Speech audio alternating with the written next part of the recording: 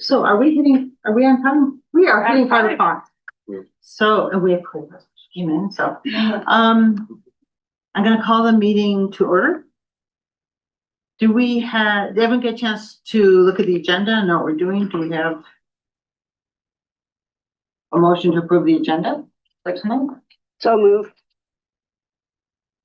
Second. Okay. All those in favor? Aye. All right. Members of the public. Do we have anyone here for a public discussion? Members of the public. Hi. Did you sign in? Oh, no. Or would you like to speak? No, I'm a SLS student. I'm just to Oh, watch this. you're here. We're very entertaining. I'm also a staff, but I'm here. Okay. Okay. So then the next item on our agenda is the city manager's presentation. So it is all yours. Great. Is the mouse here Yeah. able to drive the? Are we already downloaded? Are we good? Yep. Fantastic.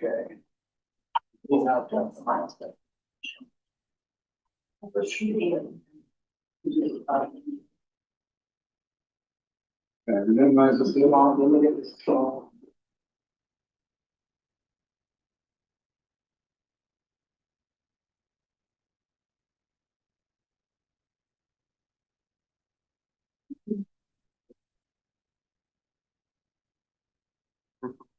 Well, thank you for the opportunity. My name is Jeff Bruin. For those of you that haven't met, I'm the city manager for the city of Iowa City, and was asked to come here and talk about the local option sales tax that is going to be on the November 4th ballot this year. So I want to just kind of tell you a little bit about what local option sales tax is, what the city council discussions have been to date, how the funds would be used if the voters approve it. We'll go through all those things.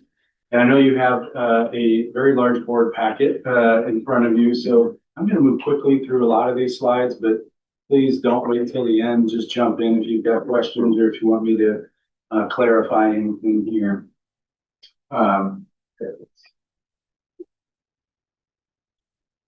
Okay, so where is this starting from? I want to make sure that everybody knows that this isn't something that just came up out of the blue here. It's actually been part of our strategic plan discussions for several years. Our strategic plan, which started in fiscal year 23, included an action step to consider alternative revenue sources, such as the local option sales tax, to help us achieve some of our critical goals in that plan. So really at that time, the council recognized that we're having a hard time as it is just funding the operations. And if we want to do a lot of the extra things that are contained in this plan, we're going to need some funding resources to assist with that. As we moved past that strategic plan, then we started facing some additional headwinds, largely due to state property tax reform. So this idea of another revenue source not only becomes critical for achieving those value add items that the council wanted to, but also just making sure that we can maintain our core services, such as providing library service to the community. On top of the state property tax reform that has already been passed and continues to be discussed in Des Moines, we've had some what we call here tepid property tax valuation growth. Some of that is related to property tax reform, but it's also just recognizing that the economy is in a different place than it was in that 2014 to 2019 period in which the city was growing quite a bit. And we've all experienced the inflationary pressures. We experienced that at our home, at our business, as library board members. I'm sure you see that in some of the staff reports and the budgetary items that come for you. But it's just more expensive to do the same thing today as it was last year. So local option sales tax is a 1% sales tax on top of the 6% sales tax that the state offers or the state charges. So statewide, there is a 6% sales tax. All those dollars go to the state, and local jurisdictions, with the approval of the voters, can add 1%. Cannot go any above 1, but we can add 1.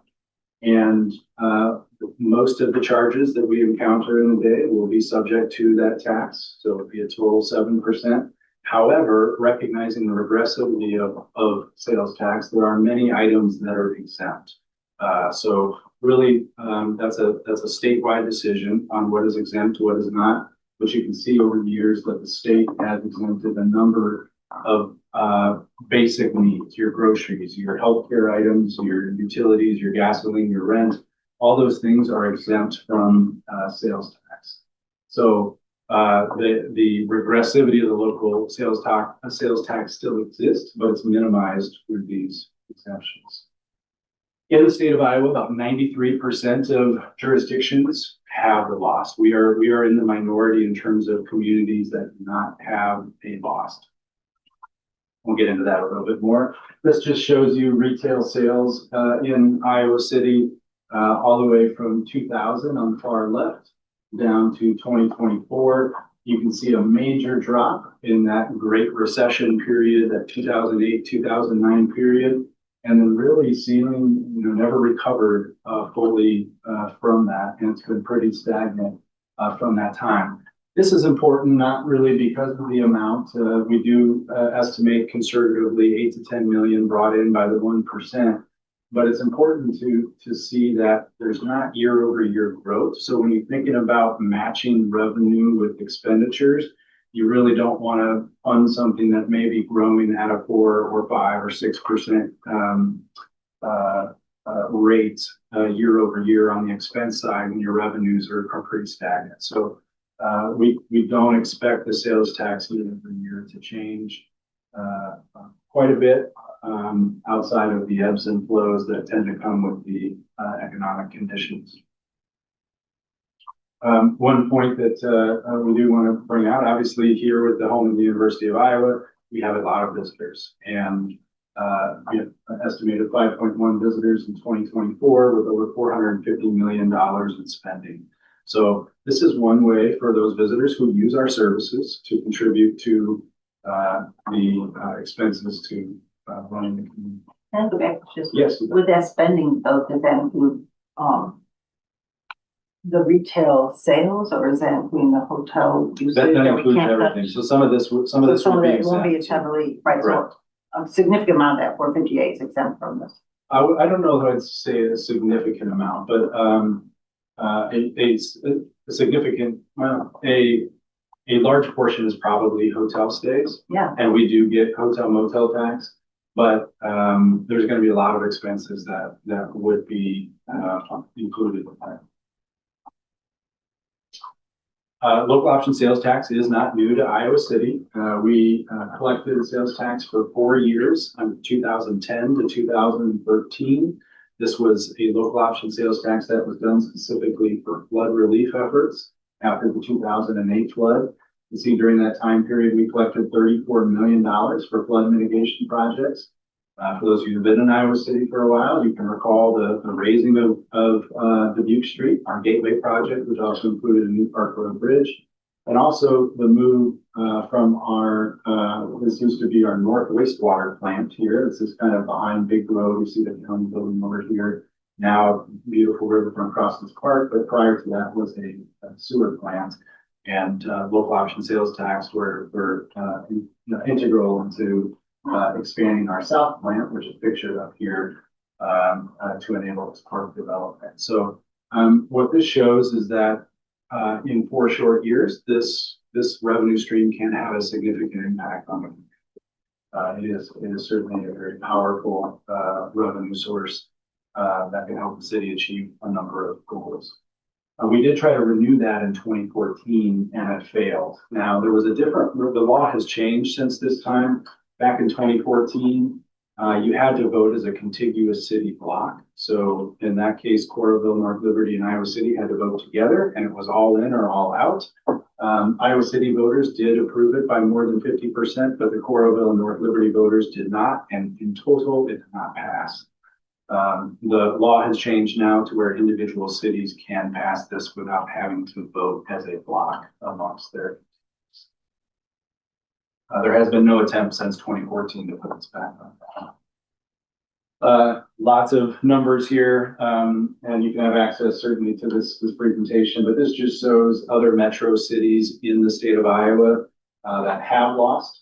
There are only 2 cities of more than 50,000 in Iowa that do not have a lost. Iowa City being one and Ankeny being the other. These are the other communities. And you can see the revenue generation. You can see many of them have had it for a very long time, several decades, with Des Moines being the most recent addition. So again, when you travel to Des Moines, you are paying sales tax. You're paying that 7%. In Johnson County, there are several cities that have it, and here's a list of those that do. Tiffin, Solon, Lone Tree, University Heights, Swisher Hills, and West Branch voters have all approved a local option sales tax, leaving largely just the 3 largest cities that do not have a local option sales tax. So what has the City Council decided to do in terms of how to use these funds? This is what specifically will be considered by voters.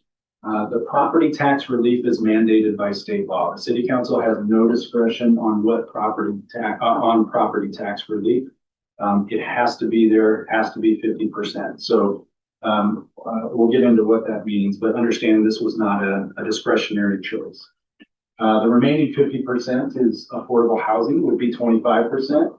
Park, streets, and public facilities would be 10%, and community partnerships 15%. Again, I think just for round numbers, you can assume about a $10 million annual revenue with a local option sales tax. So that helps you kind of break down how funding would be allocated among these. So, I see it says it doesn't have a sunset clause. Does that mean that if the city wants to change that allocation in the future, it has to go back on the ballot? That's correct. Okay. And the voters can put it back on the ballot if the voters become upset with how the city's handling it, or they want to repeal it, they have that ability. Could you define community partnerships? Yeah, I'll touch on all of these really briefly here. So property tax relief is not necessarily a dollar for dollar reduction in property tax in the rate. The City Council will have the ability to reduce the rate with these dollars, so we can take lost dollars and basically not charge as much property taxes to our residents and businesses. However, it can also be used as property tax avoidance. So if we would otherwise raise property taxes, we could use these dollars to avoid doing that. And we just have to be very transparent in our budget process with how the 50% is allocated. Is it avoidance? Is it repeat? And that'll be done annually by the City Council, so that can change from year to year based on the affordable housing piece is pretty straightforward, 25% for affordable housing programs that are not specific projects. Again, this is being proposed without a sunset. So councils 20, 30 years from now may be having to make decisions on what housing projects are most important at that time. But this is going to be a dedicated stream of revenue to address affordable housing. This can be done through direct city building. It can be done through grants and support of third-party organizations that are providing affordable. Park, streets, and public facilities. This would be 10% for this, and again, pretty straightforward. This would be revenue to help supplement what we're doing to invest in our public facilities, our parks, and our streets. And then the community partnership piece, and this is a 15%. This recognizes that a lot of Iowa City runs on partnerships. We have a lot of partnerships with social service agencies to deliver critical services to our residents. We have partnerships with arts and culture organizations that help contribute to the vibrancy of Iowa City.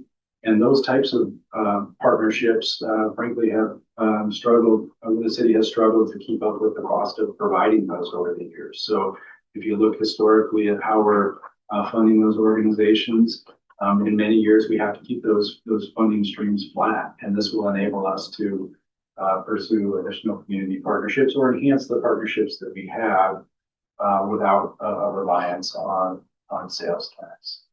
So 15% will go a long way to building those partnerships. This is a quick timeline. We're already on our way to that November 4th election. The notice has been published. The county has the ballot language, and the voters will decide on November 4th. If it's approved, the tax will not take effect until July 1 of 2026. I'm happy to try to go through anything that I'm going to skip over really quick. A small point, I think you said that, there's no taxes on motels and hotels. Is there a hotel and motel tax? There is a separate tax. Okay. Yes. I mean, since I never stayed in a place Yeah. there, I don't even know. Yeah, What it's does tax. it look like?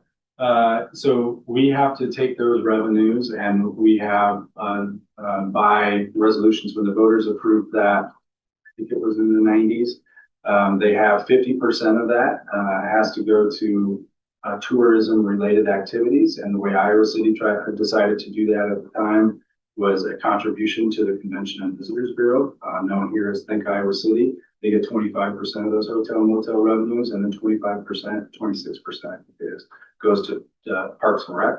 The other 49% goes to public safety, specifically the police department. So how might this affect the library's funding?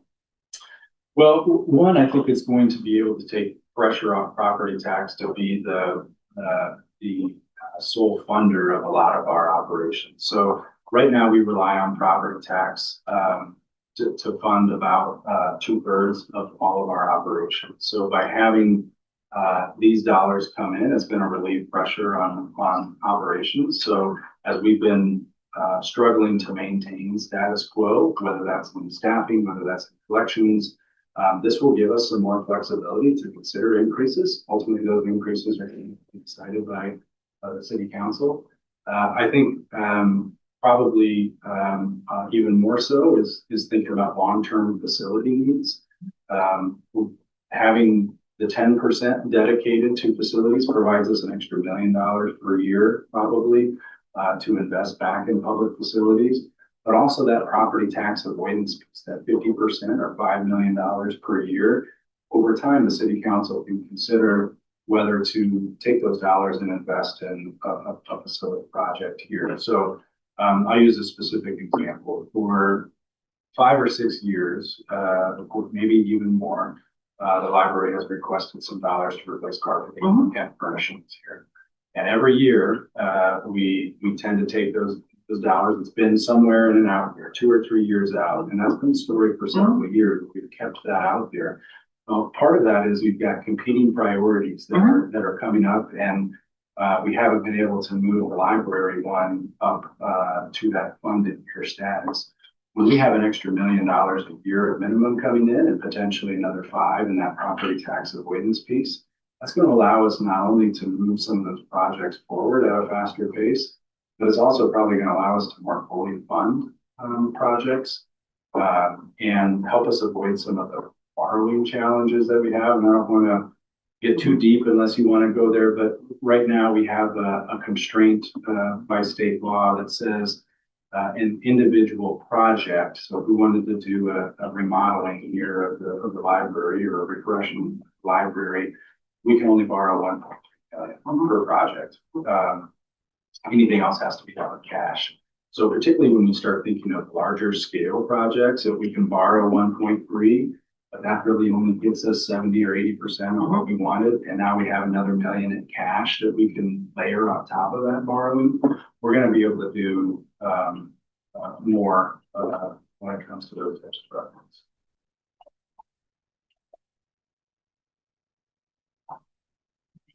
So are there any action items or suggestions on our side that you come to make about it? No, Just awareness. we are going to be in education mode. So you're going to see information come out, and really that's our role as the city, and that's what we're bound to do. We're bound to educate. Ultimately, the voters have to decide. And I'm sure we'll look for ways to work with the staff here to educate the folks going forward. There will be advocacy efforts out in the community, but understand the city is not going to be a part of those advocacy efforts, but we've got that information sharing. So if you do have the opportunity to share information with more circles or programs here that we can participate in, love to do that. We're gonna do a lot of these presentations over the next 2 or 3 months, so, welcome any, advice or suggestions. Comments? Thank you. Thank you for Appreciate coming. the opportunity. Thank you.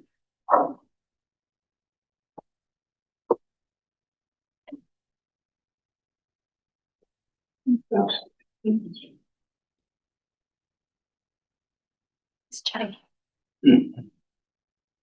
So the next item on our agenda is the discussion of the executive direction.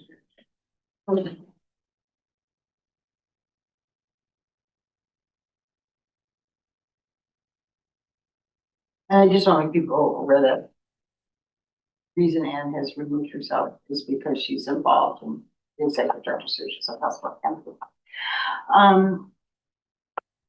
There's a working group. I want to explain where we are as a working group, and then I'm going to ask people for their opinions about truncating the process. We have a working group that has been overseeing the strategy for finding a new executive director. As you received in emails, we solicited applications, and the working group consists of staff and trustees. But the trustees have the major responsibility for hiring a new director. It's one of our primary reasons we exist. The working group solicited for applications. We received, I believe it was 16 applications, 15 on time, one that was past deadline. It was about the size of the pool, maybe a little bit bigger than we were told we might get.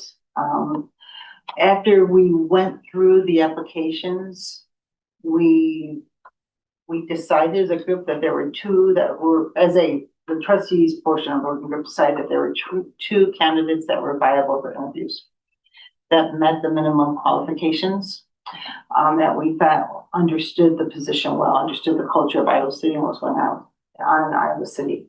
And so I encourage the work group members to also add any comments. After doing interviews, virtual interviews with the two candidates, there was consensus on a preferred candidate. And the question came up of whether we need to continue with the process when we have consensus, and it would bring additional costs to the library. If we continue with the process, the original plan was that the candidates would be invited here. They would give a statement to the public and their interest. They would meet with staff. They would see the facility. Again, it would be a cost of bringing in the candidates and continue this process. And the working group chose to bring it back to the trustees to say, would we prefer to do an adjustment to the process and move forward with a shorter process, having done the one interviews. If we decide to do that, we would hold a special meeting to have a full discussion of the candidate. All meetings are open to the public, so we cannot have closed meetings. For that, we'd like to hear what thoughts the rest of the group have about this. Is there value in doing second interviews with the same two people when there was consensus at the meeting? I think it's just, yeah, I think it's a point of clarification. Sure. You were at a consensus before even considering the cost of bringing. Oh, yes. Both in. Yes, Yeah, yes. that happened first. Yes, it was before. So the cost considerations, one candidate is local, one candidate is external, would be bringing people in, bringing in that candidate, and then treating both candidates fairly with meals. So, you said that the process would involve having, members of the public, like the candidates meet with members of the public, but also There's that one members of the session public, where we do that, yes. right, that the discussion meeting would involve having. No, we would have a survey tool that people could, staff and the public could give us comments. We'd have a very short period. Our recommendations have about a 48-hour period for them to give us feedback. And then the candidates, the working group could discuss again and bring the candidates back to the full trustees panel. The trustees are responsible as a total for making that decision. The working group does not have the authority to hire. The entire board of trustees has that authority. So basically what happens, in order to minimize variability, we do not have a panel of people that interview them. We could consider that, but we have to look at the legal issues around it. Generally, what they've done for other departments in the city is they'll allow each candidate to give a 10 to 15-minute statement. And then they're put in different parts of the room for informal conversation. Who is the working group? I've never known. It's Joseph, it's Bonnie, it's myself, it's Angie, and it's Marilyn. So we had discussed that when Tom appointed it. I missed it. So, Okay. yeah. Okay. We have to keep it under quorum, the trustees. So we had to watch our numbers, and we had a lot of turnover with the board. So there's a lot of new people. And so we had a lot of people. We wanted townwide members that were going to be continuing their terms. That's what I understand. I'm speaking for him, but that was my understanding. If we forego the other session with both candidates, but then the board didn't come to a consensus after the scheduled discussion, would that, in terms of like what the process, would that be going back to square one, or would then? Depends what the board wanted to do. It could go back to square one. It could be inviting both candidates in. The board has, within legal constraints, control the process. I mean, there's some things you have to look at. And we did discuss this option with Iowa City Legal, and they felt that we're in the clear that this would be appropriate. So we can go either way, but as long as we stay within state law structures, we have some flexibility. Okay. Do either, I feel like I'm doubting, do either of you want to say anything? Did the working group have a strong preference for one or the other? Yes, and consensus. A consensus? And all the working group members are here, so maybe they can answer. Was there a strong preference when we were sitting in the meetings? Do we agree there was? We don't have a say, Melanie and I, but. Well, they gave an opinion to the working We gave an group. opinion. They gave their opinion to the working group. So they don't have a vote because they're not trustees. They don't have legal responsibility. But they were included in the discussion and their opinion was sought. When are we going to find out who these people are? If we want to have a special committee meeting next week, we can do that and have the discussion. We can't do it today? Be on an agenda. It has to be on an agenda. We're discussing the process. So we could do that. We do not need to wait 4 weeks. We can hold a special meeting with a day or two notice. And we can do a full discussion of that. So yeah, so today it's just So it's only- deciding. So if today we- we're asking, do you want to consider the truncated process and move forward? Mhm. Would you like to veto that truncated process and say, no, go the full way and bring them in? And if you want to consider the truncated process, to arrange for a meeting for next week so we can get it posted to the public. Okay. We are not allowed to have closed session and any human resource issues, so we'll just, the information will be presented at that time and it's open to everyone. Mhm. I'm curious, for folks maybe who participated last time in hiring or have participated in other similar hirings, like in the Yes. city context, what, I mean, I can imagine downsides, of course, to the truncated process in terms of perceived ability of the public and other staff to participate. But are there like specific experiences or, I don't know, thoughts, advice on that? Okay, I mean, so it seems important, but I also understand the cost piece That's as well. okay. So I'm curious. And the costs are, I Yeah. can look at like in terms of budget tightness, but I don't think we should make it only on cost, it should be on value. Right. You know, we have 2 staff members here who were involved with the hiring of the last director, and I was on the committee when we hired the last director. But because it was a few years and trustees changed. The other thing we might add, sorry to Yes, interrupt, but before you all came on board, the city attorney came and gave a presentation to the library board regarding the changes in state law that impact open meetings as it relates to hiring and the kinds of things that need to be laid out on each candidate publicly. So that probably changed things a little bit from previous. Very much so. The process was changed because we could no longer have Yeah. closed discussions of candidates. Everything has to be. So I don't know if the staff members want to give, when last time you were on this, what you thought the pros and cons would be if we. We also didn't have internal candidates the last time, so we were just aiming for it. Everybody that applied was new, and unknown. And we had, I'm not on this committee, so I can't say, but we had probably, I can't remember exactly, but probably 6 to 7 virtual interviews. And that was at the semifinalist level. At the semifinalist. And then we had 3 at the finalist level. That would have been That a was forward. different pool, it sounds like. And then pre-finalists were brought in from that. So the process was sort of wildly different. Unfortunately. But I wonder the value of that. Well, I want to give, The value of it was that it gave a chance for everyone to meet. Like you're sitting here wondering, like, who are these people? And due to confidentiality, we can't disclose. Yeah, if I could add, that again. and Melody's on this selection, she wasn't on last one, she's on this group. To echo Jason's point, that was valuable because we didn't know the people. And I have heard from staff that with this round, they're kind of wishing for speed and like a resolution to the issue. So, at the last So one, I want to go back one second, just to answer her question. Oh. You asked what the value was when we did it the other way. First thing, we could have a committee structure at that point, so our ability to discuss things was significantly different.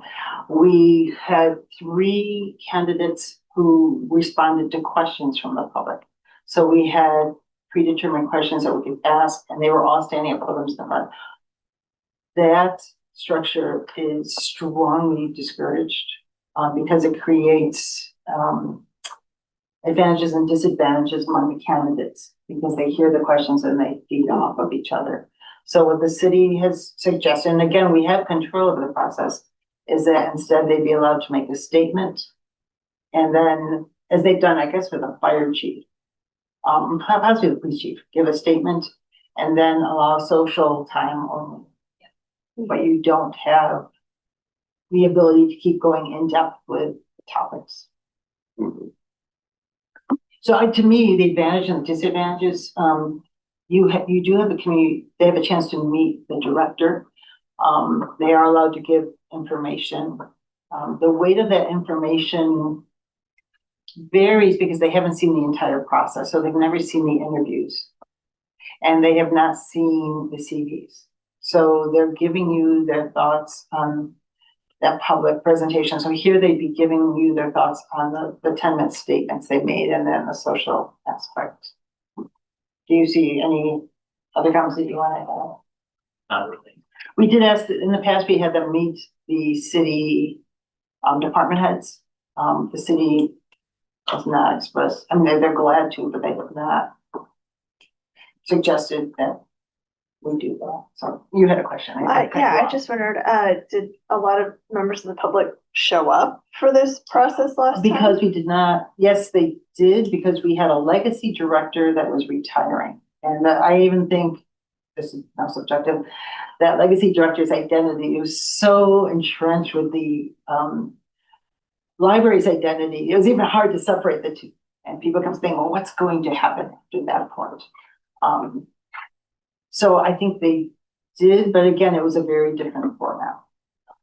And it was 3 external candidates. So everyone is going to be new. What questions do you have? And would people like to have a meeting next week just to talk only about this process and to move forward the possibility of selection at that time? There's a few options that could come. We could select at that time. We could decide to continue the process, or we could decide to start the process again. However, we should acknowledge that it will be an open meeting. I've been on lots of search committees and I've overseen lots of them. And almost always, the person who's chair of the search committee and the members of the search committee reveal their preferences and why. And that's what we would do next week. Okay. And again, this is we're not a committee, we're a working group. We are not allowed to have a committee because of state law, but we are working. So we do not have decision-making power. We will bring them forth and explain. I think all members, I haven't asked the staff, but I would assume all members of the working group would want to attend and discuss their preference on why. Again, you control the process as the trustees. So we're giving you our recommendation for you to take action. Do you want us to continue to invite people in for interviews, or would you like to have a meeting next week to discuss this? Well, actually, there'd be two topics. We also have to adjust the library director's job description because state law has changed and we have to adjust some of the description. I mean, that if we would want to invite more people, that would be dependent upon our judgment of the two people who are already. And you could, that could be an outcome of next week. It could be the outcome. It should be the outcome, actually. It seems to me. To invite the other. To not. I mean, to not or to invite, but based on, I mean, Based on the information, we're asking you tonight, not only for process, only for process. Do you want to have the after meeting next week to discuss this? Or would you like to not have that and have us extend invitations immediately to the candidates? I think I'd like to hear from the working group. If you think these two candidates are strong candidates, I can't see any particular value in extending it. If we see they're weak or one of them is weak. Well, we can't, we are not on the agenda for selection of a director tonight. We're discussing the search, so we have to stay within the agenda, but there was consensus among the working group for one candidate. So it sounds like what we want to do is have a meeting next week to decide if we want to just make a selection or extend an invitation or restart the process. Yes. Unless someone comes up with a fourth option, yes. Yeah.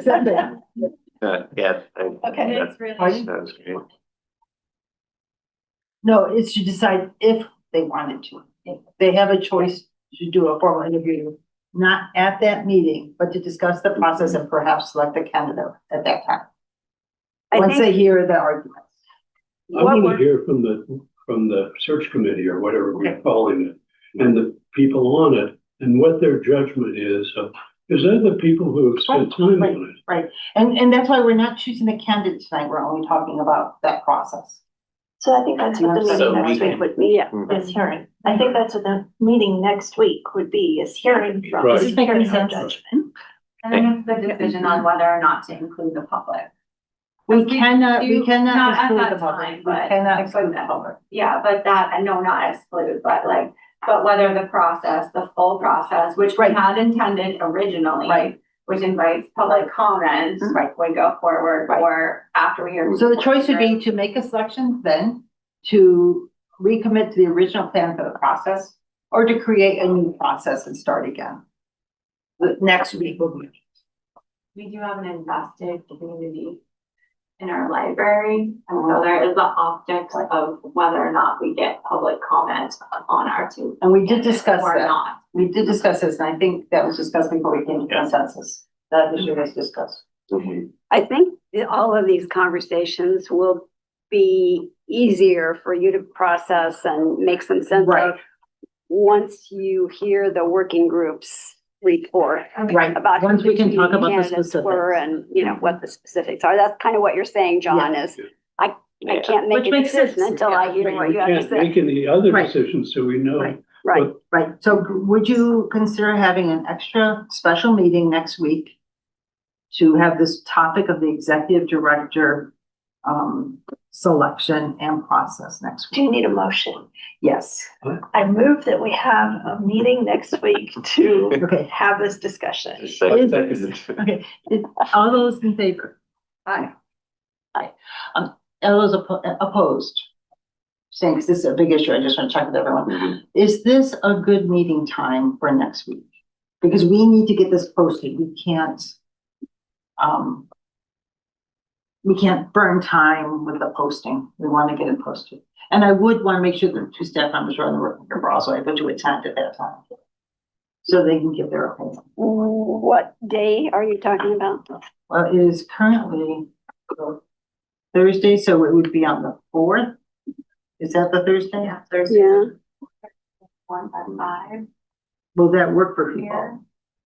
I can make it work, but it's not ideal. Can we Others- have time to move it Others, up? can you make it work, or Let's can see, we, you yeah, want to I- adjust the time, or? I could make it We have to, work. we have to have a quorum. Yeah, we have to have a Right. quorum. Could we move it up Although we- to Tuesday the 2nd? Or do we have to give a week's It's notice? it's a 3-day weekend, so. Oh, we can't count those it'd days. be- I just want to be as Yeah. open and Yep. compliant with the state laws as we can be. Yep. So if we're not going to do it on the Thursday, I think pushing up for this Tuesday kind of pushes it with a 3-day holiday. Right. Well, I will do my best to make it work. Okay, Yeah, but yeah, I could make the 4th work. can you make it on the 4th? I don't know the date book with me, so Okay, I think I can. I'm pretty and sure. if not, maybe we can Zoom you in, or if not, maybe we can do a virtual connection just so people can follow the discussion. Okay, so Jen, what else do you need from us on that? Are we? I'll just get an agenda out. So there will be 2 topics. One will be, if people are in agreement, the updating of the job description, because should we decide to hire someone, it would be nice to have a current job description. And this just came up this week that we need to correct many job descriptions across the library. Well, why is it directed? And then the second is to move forward on hiring an executive director. Can you change a job description in the middle of a search? We don't, this is not something we chose to do. I mean, can we change just it in the thinking about search? I legal- suppose, well, we can get a legal opinion whether we can change it up. I don't think the majority of the content, the description, and the major responsibilities will change. A lot of the mandate that's coming on us involves descriptions of tasks, including diversity, equity, and inclusion that's no longer allowed by the state. In which case it would be a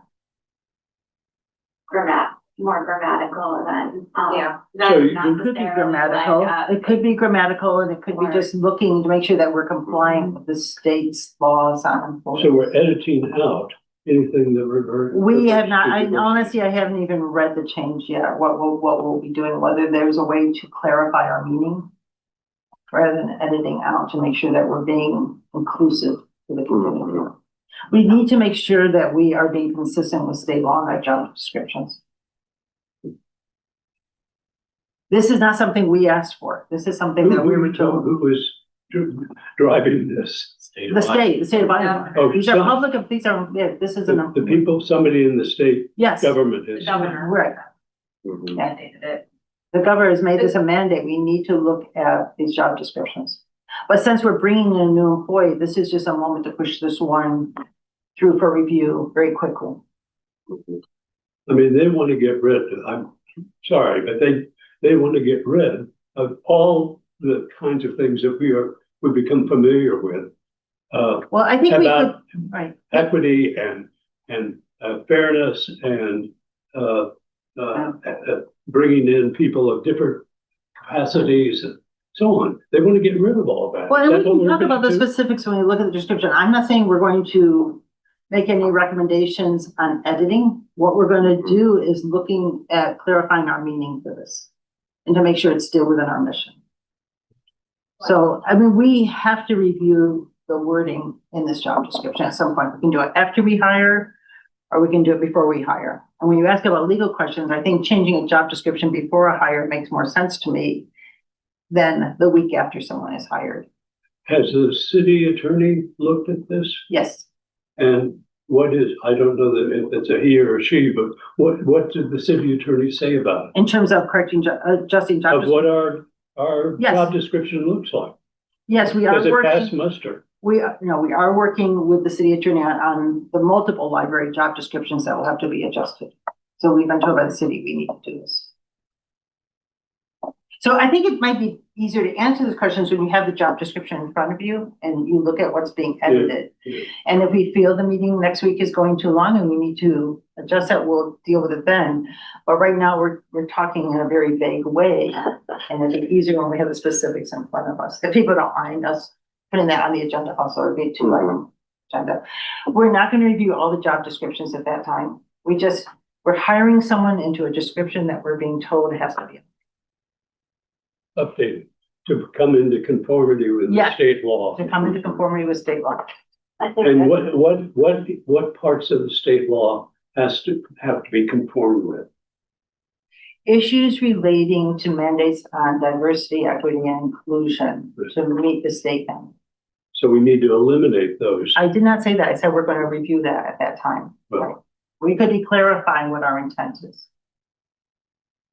But let's talk about that when we have it in front of us then. Okay, And if you decide at that time that you want to make a motion not to touch this, we'll discuss that motion. Mhm. So we, I was just gonna say, Jen, would it be possible for you to send us a copy of the current job I have description the- beforehand?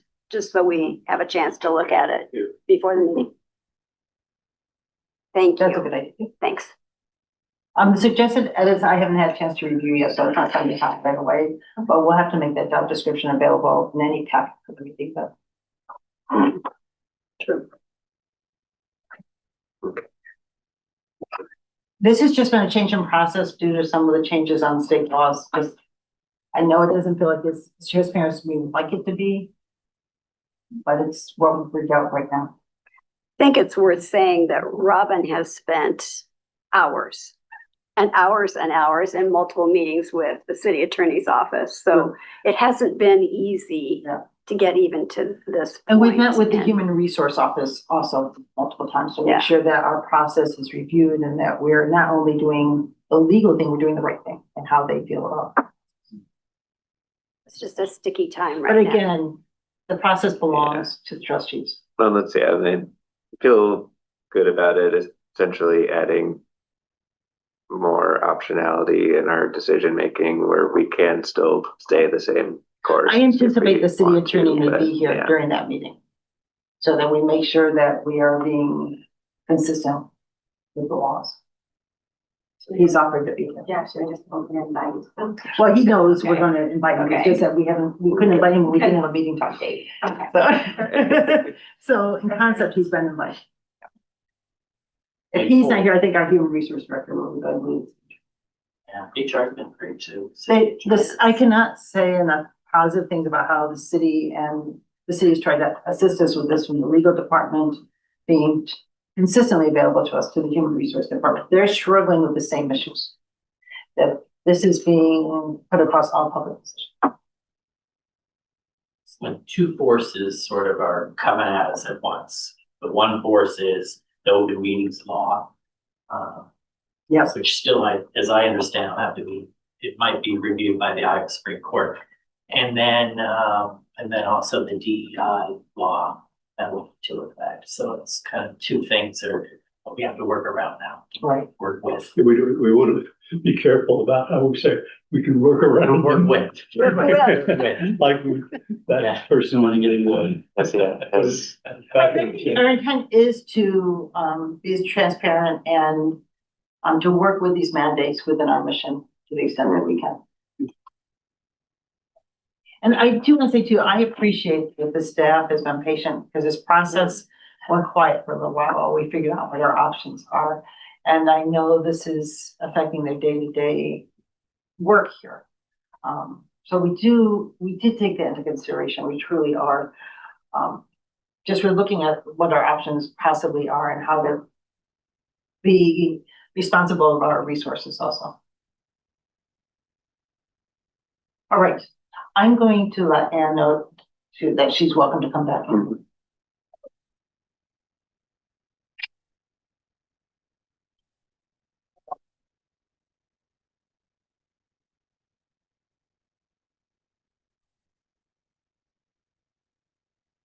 We are on to the next item.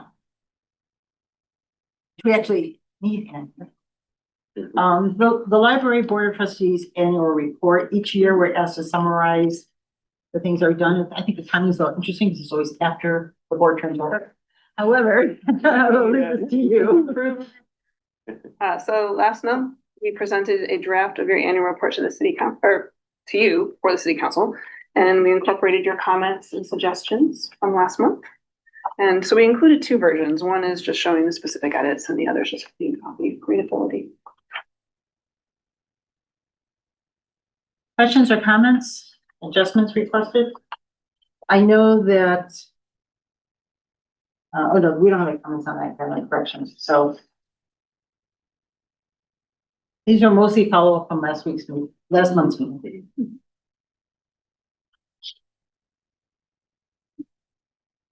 Okay, do we need a vote to take action? Yep. So we need a motion for approval. So moved. Jump on. Jump on so we can make the person transcribing the meeting crazy. All right, we have a second, we have first, second, all those in favor? I, Any dissent, so let's move forward. We are up to, the election of a vice president. When Dan left the board, he'd been recently appointed for a month, as the board vice president. And so we needed to put together a nominating committee, which is done by the chair to put together a nominating committee. And the nominating committee, has an officer to present to the board for, approval. yes, the nominating committee would like to recommend to you for your consideration that Joseph Massa be appointed to the vice president position with a term ending, I believe it's June 2026. Is that Yes, correct? Okay. yes. We also can accept nominations from the floor.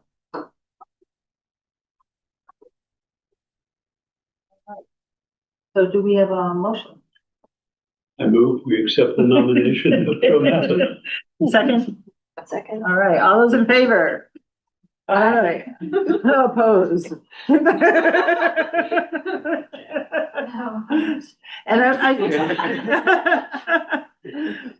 okay, an abstention, I should have called that. I appreciate you stepping up. This is valued because we definitely need a position. And I think with so many new board members, it's challenging when we have an office position. So I'm truly appreciative. The procurement of the integrated library system. Yes, so I'm very excited about this specific agenda item because we get a new computer system for the library. And we talked a little bit about it in the collection services report. We've had the same system for 1999 essentially. I mean, it's changed a lot since then, but so this is a big move for us. And we went through a pretty rigorous process to look through different ILS, it's called an ILS, an integrated library system. And we would like to sign a contract with Bywater Solutions and implement the Koha system with Aspen as our catalog. And the specific memo attached to this resolution was really drafted by the city's purchasing department. It really helped us through this whole process. So that's some of the language in there is specifically lifted from the purchasing policy with Brent and I signing off. And we think that Koha will be a very flexible system for us. It has several features. We can make significant changes to it. And they're well reviewed when it comes to customer service. So that's something that we're very interested in. Several peer libraries in Iowa use it, Des Moines and Cedar Falls, Dubuque, so Carnegie Stout and then Dubuque County. And we're expecting to save 50% in ILS costs over the next 5 years. It's pretty big. 50%. 50%. So we're moving more to we are on a proprietary program right now, and we're moving to a open source program that's managed by a company. So those are where the savings are coming from. And just to say that moving to a new system is a huge undertaking. The staff's going to do a lot of work. We're hoping to move over to this new system in the spring. So thinking March or April. There will be impacts on patrons too. And we'll talk you through those impacts when we get a little bit more information from the vendor. China recommended a couple of clarifications that are in the handout just of our he's wordsmithed a few things. I withdraw all of those. Oh, okay. I've been persuaded that The dollar savings. that these things are awarded and not Yeah, named. they're rewarded. Yeah. So will Brent be the person who's spearheading the rollout, basically?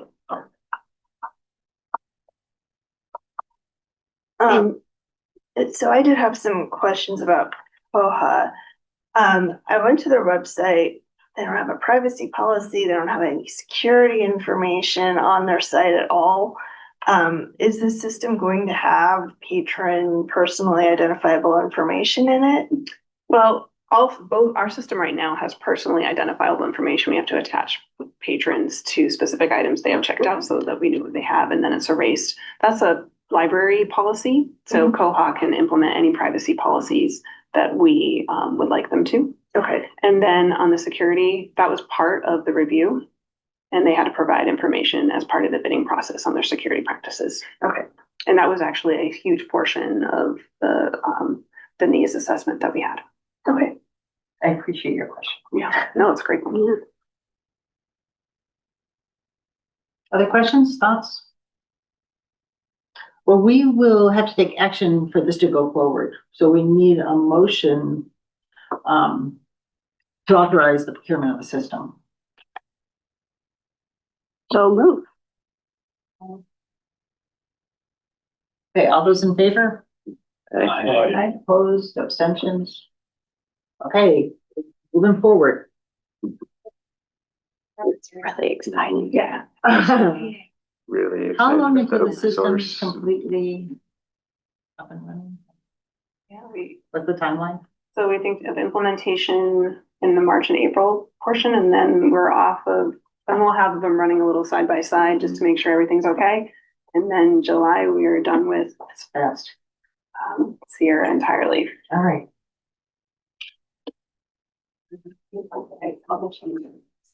And I was like, the time to be implementing new things and then rolling into summer reading, which is probably really busy time. Yeah, we gotta get it Kind of done. like, it's kind of a crunch time. Moving along, we're ready. We're on the next item, which is the fourth quarter financials and statistics. We don't need to sign this or initial it or anything. She will by the vote. She'll have it in the minutes. Have the minutes, and then I'll sign. Yeah. But that's why we take the roll call so that we know everyone's vote.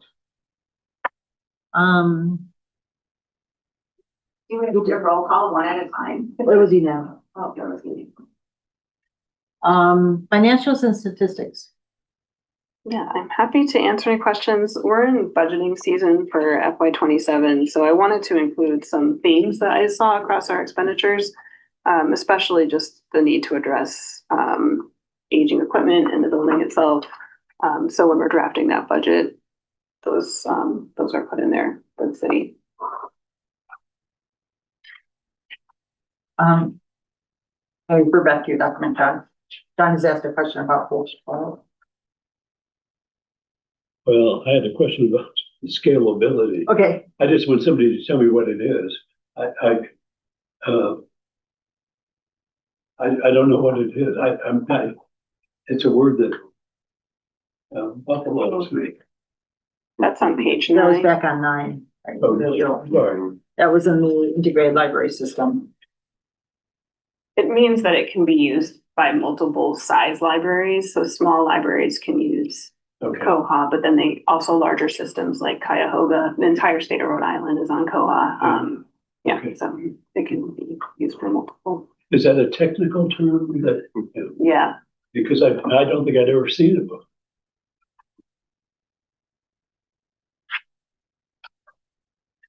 sorry, when you said scalability, I was like, I didn't. So there's a question, he has a question here, on the document we have on the miscellaneous computer hardware line. Do people have the document, John? Mhm. The third paragraph? Yeah, that's a usage term that I.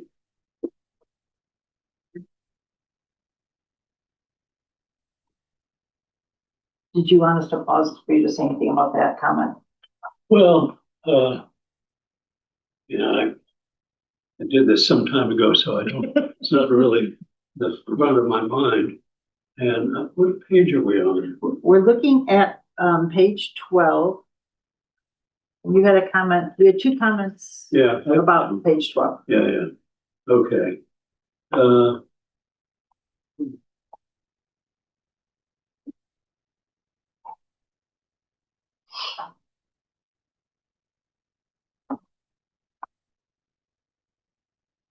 Well, I mean, my suggestion is on the sheet here. To keep it funded. And if those, I mean, does it require a No. motion? I mean, we can, Is this document only for internal use or does it go? Well, other than it, I mean, the whole board packet is a public. Right, right, But but we beyond have this, this right. is just, this is a memo for you. it's just, I thought it was a little fuzzy and what I tried to do is to make it clear. If you agree, it makes it clear, fine, and we can go on, but if you don't, then come up with something better. Yeah.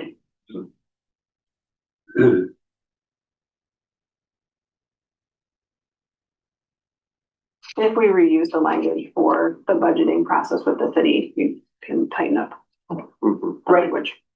So it's good to keep a record of this. So when you're implementing your new ILS, are you thinking data processing is going to be reduced at that time, or is this cost really just coming from NCLC that we're buying records, so to speak? The OCLC is covered in that line. What we were running into, why we overspent the data processing, was an issue with Sierra. Oh, And so this new ILS could mitigate this Right. overspending of this line in Yes. particular, which is hopeful.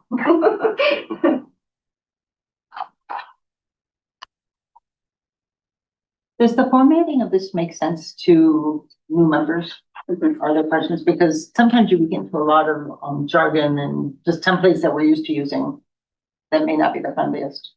I thought it was clear and really helpful.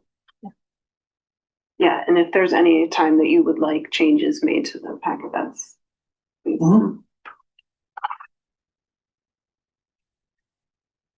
we need more time on this item or are we ready to move forward? I mean, this is when you submit the budget for the city for the next fiscal year. October. October, so it is coming up, so. We'll be looking at some of these overages here to inform your October. Are you planning to adjust the budget for the bookmobile then? Yes. Okay. Yeah. And also just watching themes, like 1 year, okay, but like if we're seeing multiple years, then an adjustment has to be made, especially if it's eating into other lines on the operating budget.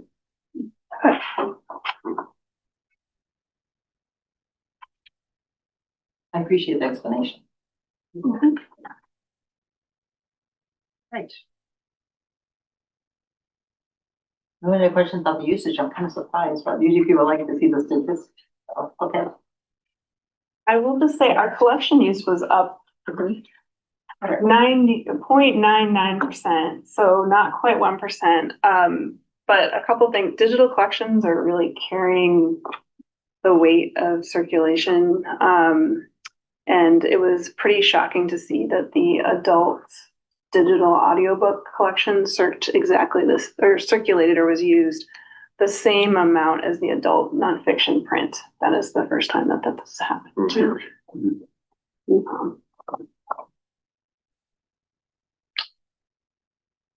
It might be of interest to new people at some point in the year, not tonight, to discuss the cost difference in some of these formats and why it's not an equitable playing ground. It's a scandal, actually. A scandal of the suppliers. I mean, they're gouging libraries. Yeah, they are about, I mean, now they're around almost 30% of the use that we have, but they account for more than 50% of the entire collection budget. And just as a reminder, we have a requirement by the state to do continuing education for the board. And if there are other topics you'd like to hear about during the year, let us know. But I think a short session on just what the publishers are doing might be valuable. There's some legal conflict in there. I think that there's some. I feel like there's current lawsuits against publishers about the digital costs too, so. I don't know if that would be part of Sam, like just a not- little tiny. Maybe Sam can inform a little bit on that, but. Doing our best. If you would put your 2 cents about that and whatever we talk about, I would love to hear. I know about it, but it's on back burner and I'm not up to date on where that's stand. So interesting. There's a couple of states who have passed laws to kind of level out the costs of those. They've been overturned by courts because it's federal copyright law that needs to make changes. Okay. Yeah. Still meeting.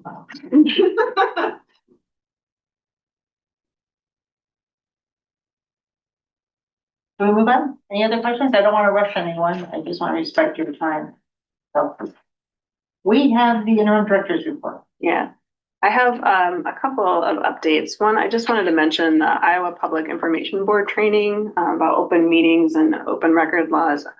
I attended the Tuesday evening session and it provided really good information.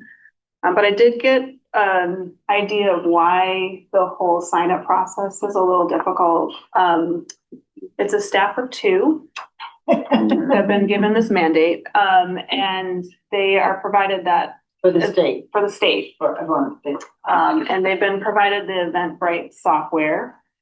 And at the level of funding that the state has provided to provide the training, they only allow 125 people to take the training at any time. And so there are 2 other nonprofit organizations, the League of Cities, and then another group that are working to become providers of this training. I'm hoping the state library will do so too.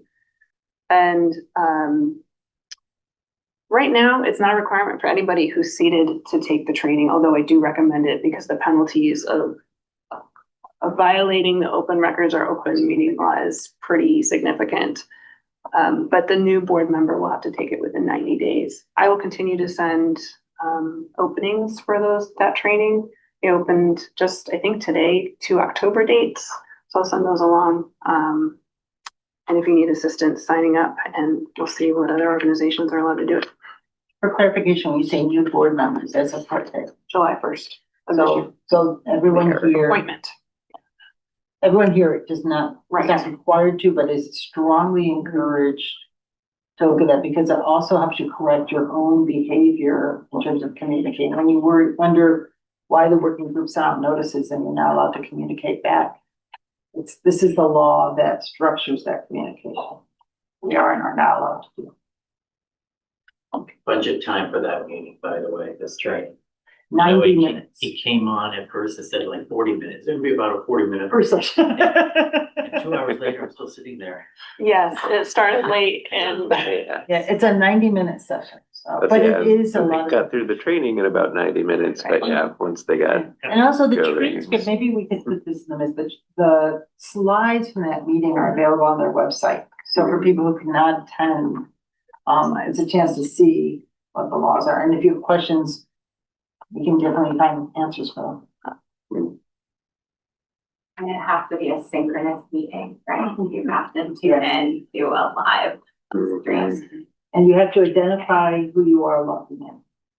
You must provide the name. Gotcha. That's a consideration. Another update that that just kind of came into fruition in the last couple of days is we're conducting a building study. In the first few months, Ellsworth engaged Egbert Anderson to conduct a study of the space and determine if we're adequately using the space to meet current needs, but also future needs. And Egbert Anderson's the original architect who built the building. They've done some of our renovations, and they've so far worked with the coordinator team to kind of get an idea of what we're thinking of, what needs that we've identified. And now they would like to talk to the public, and they're thinking of doing a public session on Monday, September 29th. I just talked to the architect today.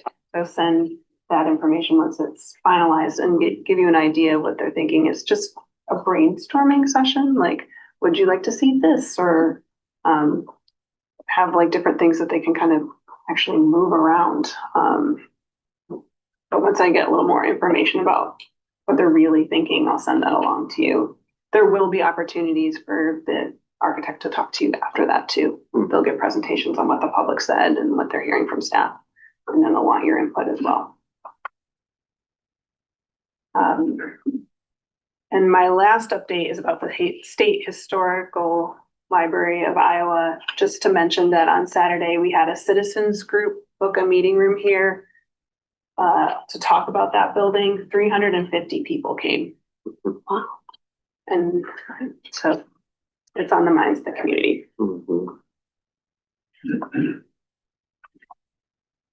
I'm happy to answer any questions about what else is in the report too. I was curious, you mentioned on the State Historical Society that there's a lot of Iowa City specific stuff there. Is that stuff that we can take on if it's not going to be part of the Des Moines collection? This is a longer discussion that we're going to have to have. We are not, our mission is not to archive these documents. So we had, and also there are resources needed to do that successfully, and we are perhaps not resources to do that. But it's my kitchen report. It is something we might want to discuss in the future on what our role would be. So we'll get back to that in a few minutes, and maybe you want to look at the advocacy work group on that. And to give some context for that, that library, it was started in 1857 and ours was started in 1897. So they have 40 years of history on this library, and we've never seen ourselves provide an archival or a local history collection in that sense, because we didn't want to duplicate services already in the community. I mean, it's like even in our founding documents. So it's very, I know a lot of libraries have their kind of local history rooms. We just never had to have one, and now we're in a. It would involve an adjustment of our mission. Okay. We should decide to do that. The university also already has a mission of archiving, so I don't know if they have that, we should just give it to the universities. But it's a consideration to think. They have a women's archive, the university archive, they have a city archive. So, I mean, in a small way. So we wouldn't have to be the only player. Right, yes. We just At the longer, like it's a big picture. There's also a county historical society that archives. But I'm glad it's on the forefront for mine. Yeah, it's not ours. Anything else on the interim director's report? All right, the departmental reports. Sometimes this is the applicant. I think or the packet. We go through them one by one, or do you have questions for them? Did they make feel good, like to be here? And the first one, Bowman Bubbles. Children's room program. Our collection services. This is your chance. And if you're new and don't know everyone, it's why the staff is here most of the time, so they can respond to any questions about the activity. And the content extras.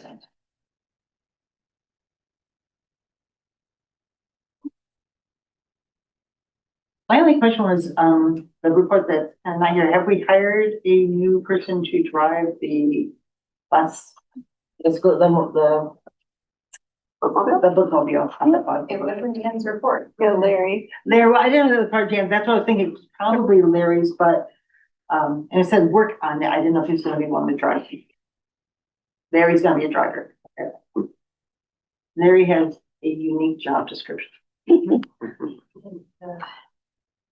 What do we call alicorn of? Yeah, that one. The horse, a unicorn, and a Pegasus. Because also in the children's room. I noticed. That is quite a job description.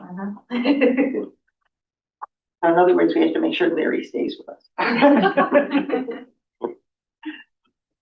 IT, anything, collection service, anyone have any questions, comments? Does that format work for people? We do different departments, something each meeting. We are next up to the department report, the development report.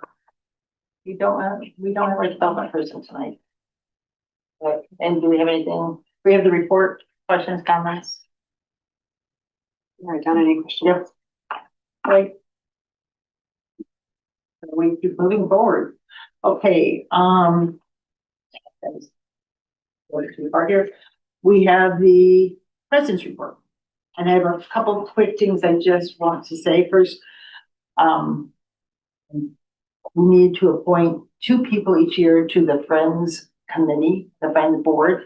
And again, it's our foundation board that helps raise funds. It is under the umbrella of the library, so it is not a separate nonprofit part of us. Joseph and Bonnie have agreed to take it on this year. I would encourage people to watch the reports and consider doing it next year. It's a great way to get to know the institution. But we didn't feel it was particularly fair to direct people and say, hey, go for it. So Joseph has been on before and agreed to step back into it. So they're appointed. A couple other quick things on my report. I wanted to follow up with our explaining our advocacy working group. So in the past, we had library trustees that were particularly interested in larger library issues and coordinating advocacy efforts on behalf of the library. Some of the statements in the past have been on intellectual freedom, according to Claire, because Claire was good. On intellectual freedom, on access to libraries. These were statements that were drafted and brought back to the trustees for endorsement or approval. Perhaps this is a time we might want to consider putting the working group together again. The working group or the advocacy group had generally worked during the legislative seasons when there are particular threats to the libraries. However, the State Historical Society will be a challenge because there are documents that we might perceive as falling under our mission. And there has not been an identified consortium of groups that are meeting to discuss what will happen. If I understand correctly, the state is committed to 44% of the contents of that building. We don't know what 44%, and we don't know if they'll be made available to the public for research or for use. So that leaves a mysterious 56% that may need to find homes. And I don't know if there's one entity stepping up to do this. It doesn't seem to be identified. If the advocacy group would be interested in deciding what our role might be with this and working with the interim director on how we go forward. I think there is some timeliness aspect to this because the building closes December 31st. December 31st. So if there is interest and people would like to work on working group, keep looking, you just because of history. If people would like to get together, we do not want to have a quorum of people in a working group. However, if this is a topic that would be of interest to you to meet, come back and advise the board on, I would welcome people volunteering to do this. I don't know if you'd be interested, but what's going to happen to the State Historical Society in Iowa? I'm interested. Oh, so we 1%. I'm interested. Oh, good. Apparently, the plans that this state has are totally bogus, I think. Okay. I mean, they're talking about moving it to some repository. That's not, just And in Des Moines. in Des Moines, but not with the other materials. And I mean, I don't think they know what the hell they're doing, frankly. That they really haven't got a sense of what they've taken on here. Or do they? Well, I don't know. I mean, but meanwhile, we have the materials there, and do we want to participate in any way with it?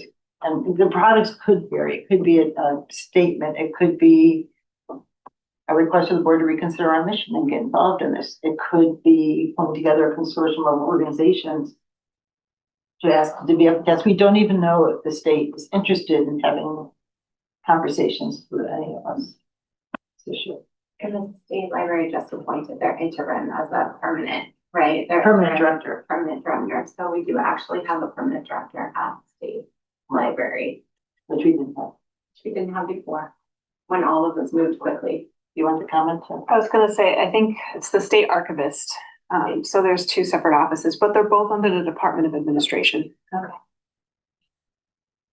I do want to remind, if we get the working group together, to think about the resources needed with any recommendations in terms of space, environmental conditions, staffing, like, so we want to make sure we're realistic too about what we can do.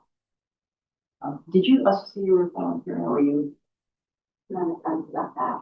Okay. I'm invested, but also It's somewhere else, like, time commitment. is this something you want to take on? No. You're relieved to know. No, I think as anyone who knows the history and is interested. Well, is a all I role know in is I this went to the meeting. conversation. I went to that Yeah. meeting on Saturday. It was, it was very well done, and it was, there was a lot of bitterness about what is going on, and a lot of anger about how slapdash, the whole notion seems. I mean, it seems so like we should move that historical group someplace else. You know, that was I mean, nobody's done any thinking.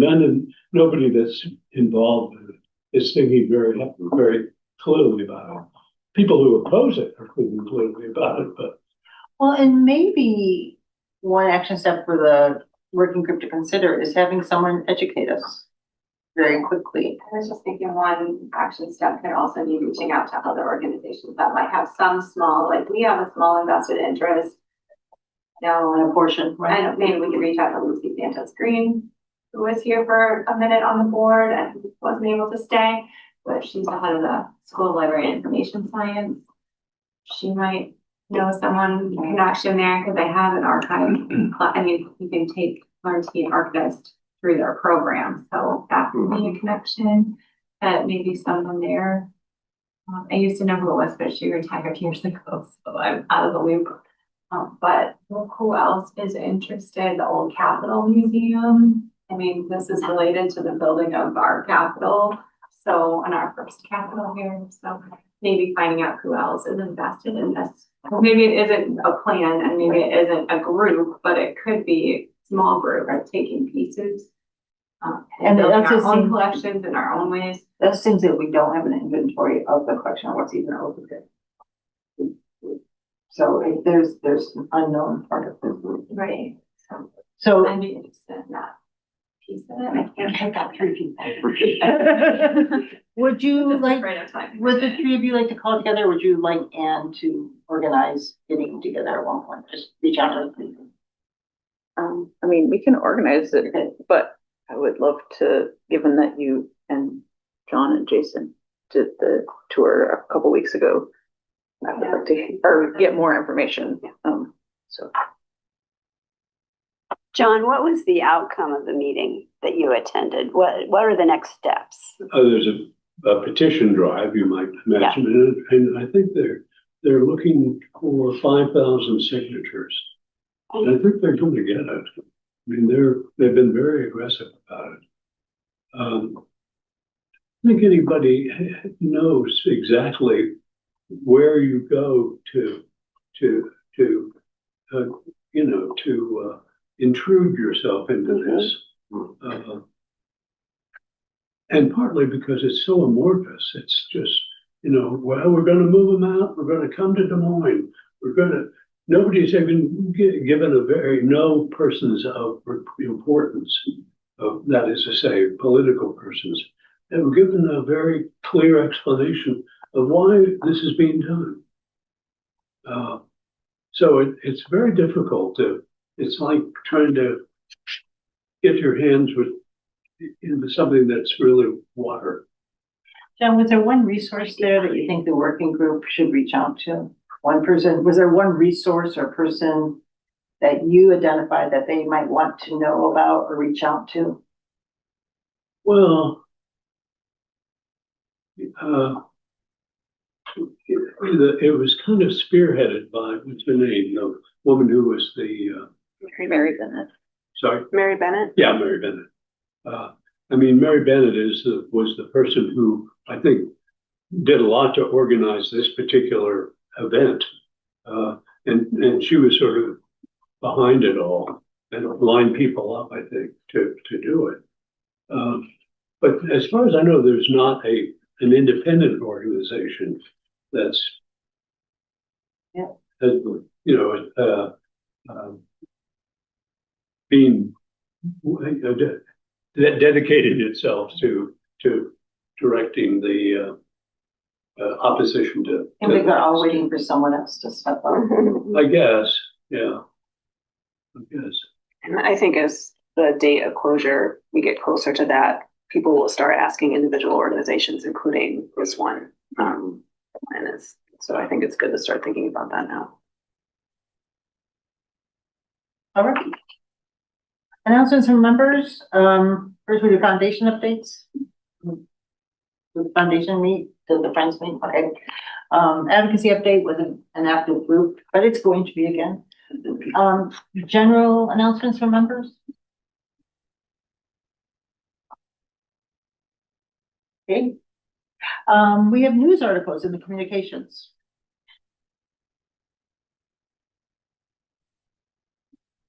And the city very graciously declared this library card month. Yeah. They had a proclamation. Did you initiate that or did they initiate that? Did Sam initiate that? Thank you. I didn't know where it came from. So I'm thinking, where did they come from? But someone had to like write the proclamation and go for it. So, any comments on the communications? All right. We need to approve minutes of the July 24th regular meeting. For their approval. Second. All those in favor? Aye. Okay. Approved minutes of the August 5th nominating committee meeting. Did you have a specific minutes? Someone was recording it. Jason. That we first recorded. Oh, Jason had minutes. Yes. Pardon? We don't have them in writing before us. Is it one sentence? Yep, in there. Yeah, it's in here somewhere. Okay. Do we need a motion to approve those minutes? I move we approve those minutes. All those in favor? Oh, wait, I'm sorry, we need a second. Second. We need a second. Second. Okay. All those in favor? Aye. Okay, disagreement or consensus. Okay. Approve the disbursements. So you received the disbursements. These are for fiscal year 25, period 13. Any lingering invoices from FY25 that we didn't give until August to finish everything up? Here they are. We can do both of these in one motion if you'd like. I think We've done the whole consent agenda, but we've done the first two separately. Yeah, and you can do the whole consent Yeah. agenda. Well, we've got the last two left with C and D. Do we have a motion to approve the disbursements? All right, we have a motion. We have a second. I feel the option here. Second. All those in favor? Aye. Opposed? All right. So we have an agenda order for the September meeting. If there's anything, this is on page 3. We may be looking at the length of the meeting and putting the bylaws discussion to the following month. Yeah, I think we're going to buy last October. Just because, again, we are making some adjustments with consideration to changes on the state level that we need to do. So this is not only affecting job descriptions I mentioned earlier, this is also affecting our bylaws and how we'll have to adjust those. Did you want to do the intellectual freedom in September or October? We'll do it in September. Okay, we'll do that in September. All right. So we have the agenda unless people have things they want to add in, but I do want to remind everyone we will meet 1 week from today at the same time for a 2-item agenda, the discussion of the hiring of the executive director and the discussion of revisions to the executive director's job description. Okay, and that we need to get that posted as quickly as we can so the public is aware. Do we have a motion to adjourn? Or we don't, I always used to having to have a motion for adjournment, and I can just adjourn. We are adjourned. We are adjourned.